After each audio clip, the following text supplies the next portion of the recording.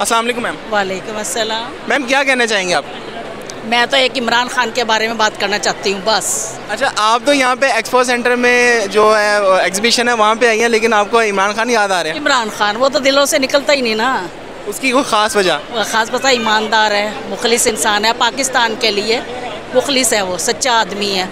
और ये जो पकड़ रहे हैं, पकड़ धकड़ कर रहे हैं, तो क्या मिलेगा इन लोगों को? हमारे दिलों से भी खुरच के निकाल देंगे वो, हमारे दिलों से नहीं खुरच के निकाल सकते। इमरान खान आपके दिल होता है, इसे भी वार दिया था उस पर, इमरान खान पे। अच्छा, अपने पोते को मार दिया आपने?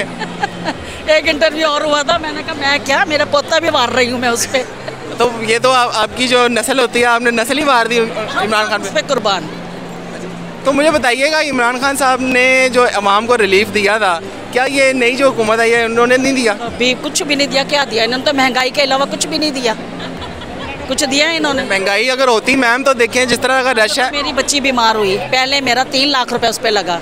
अब जब से ये कार्ड बना है, मेरी बच्ची का मुफ्त इलाज हुआ है वहाँ पे, 2-2.5 लाख का फ्री में इलाज हुआ है। तो ये जो रिलीफ दिया है उसने, तो ये उसका एहसान है हमारे पे। इन लोगों को तो कदर नहीं हो रही इस आदमी की, इंसान की। तो कहने वाले कहते हैं कि लोगों को शहबाज शरीफ की भी कदर नहीं है, तो लोग कहते हैं कि अल्लाह करे उनको उठा ले, इस कौम, ये जो कौम है उनको उनको उनको जो ये डिज़र्व नहीं करते। तो दिन रात दुआ करते हैं, या अल्लाह इन चोरों गद्दारों को जितनी जल्दी उठा ले, इनकी रस्सियाँ खींच दे। कब तक तो इनकी रस्सी नहीं खींचेगा?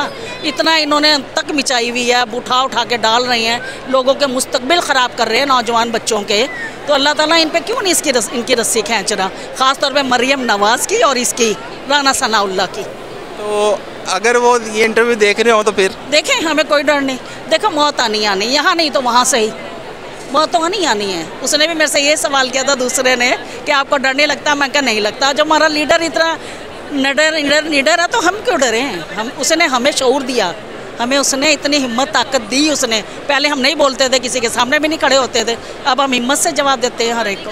अच्छा मैम, बताइएगा जो कोर कमांडर का घर जलाया गया था पिछले दिनों, जब 9 मई को जलाया गया था, उसको आप किस उम्र में देखती हैं? मेरी बात सुने, ये जो इन्होंने जिना, अब उसका नाम ले दिया जिना हाउस, आज तक वो जिना हाउस आपने सुना था कभी?